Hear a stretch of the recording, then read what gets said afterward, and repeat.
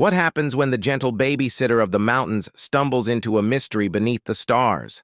This is the story of Yeti Bob and the Midnight Mystery, a night of strange lights, eerie noises, and new friends hidden in the shadows. The mountain town was quiet.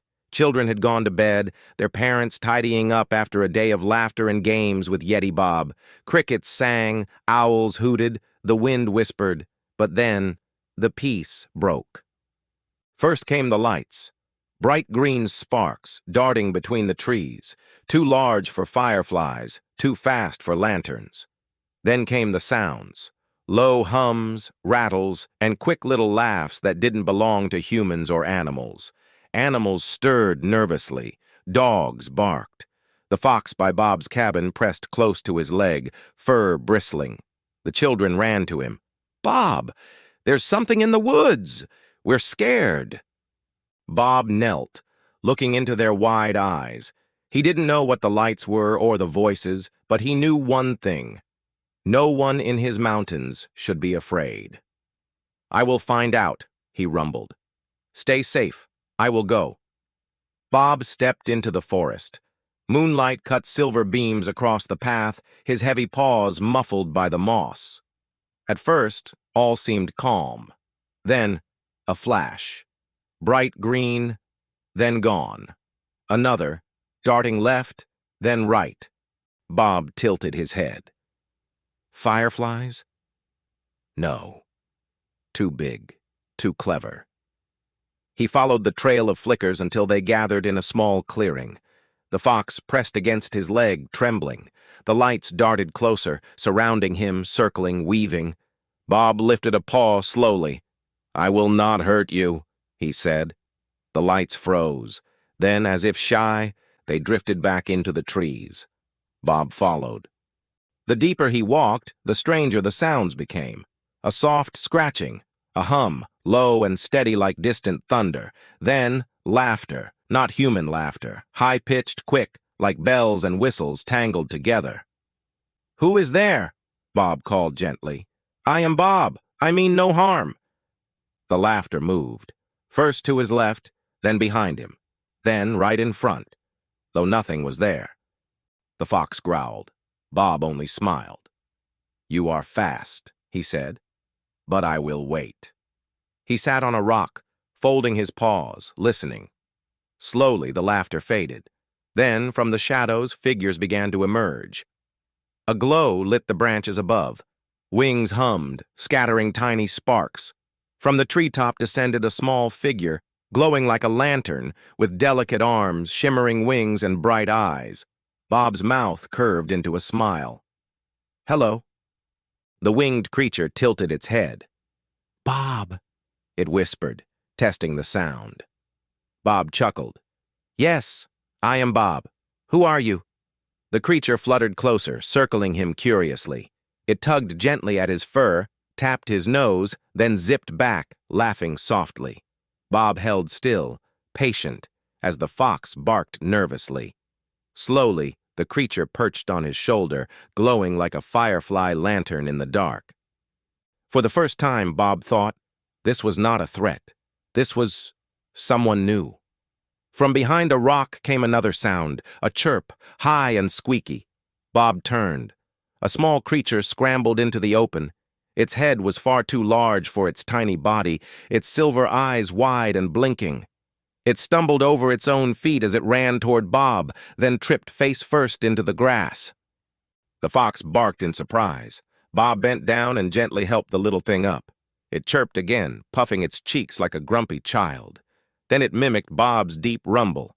"Bob!" The children would have laughed until they cried had they been there. The little cryptid began copying everything Bob did. When he waved, it waved. When he hummed, it hummed back in a squeaky echo. Bob smiled, rumbling warmly. "You are playful," he said. The winged cryptid fluttered above, chirping in what sounded like scolding. But Bob only chuckled. "Two friends now, not one." The air grew heavy. A cold mist curled through the clearing. From the shadows, a tall figure emerged, its shape shifting like smoke. Eyes glowed faintly within the haze. The fox yelped, darting behind Bob. Even the winged cryptid dimmed its glow. Bob stayed still.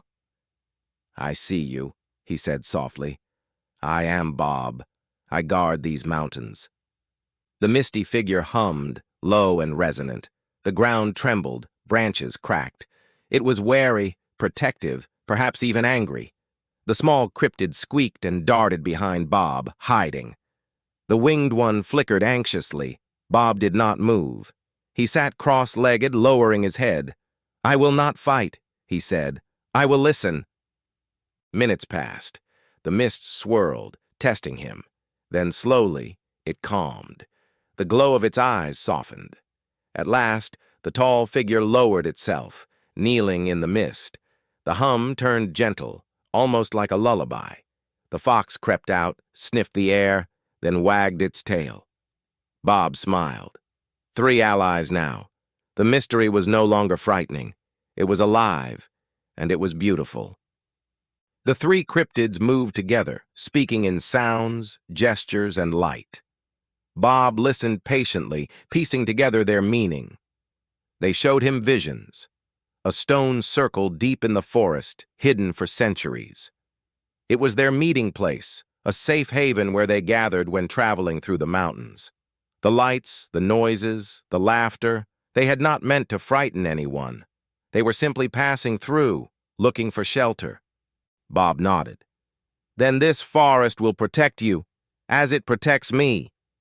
The winged one chirped happily, the small one squeaked in delight, and even the misty guardian hummed a note of agreement. Bob had come to solve a mystery. Instead, he had made allies, cryptids like himself, part of a larger hidden world. As dawn painted the sky pink, Bob returned to the town. The children ran to him, eyes wide. "Did you find it? The mystery? Were there monsters?" Bob smiled gently. "Not monsters.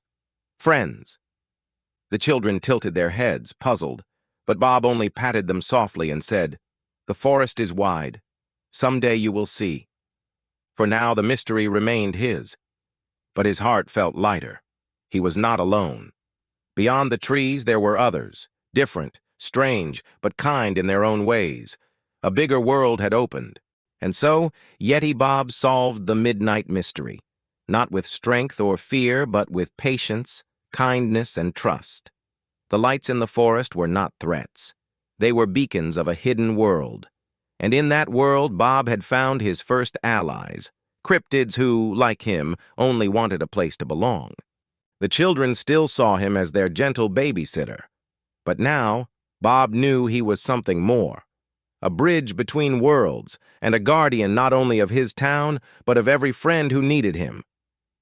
If Yeti Bob's Midnight Mystery sparked your imagination, be sure to like, share, and subscribe for more adventures into the hidden world beyond the mountains.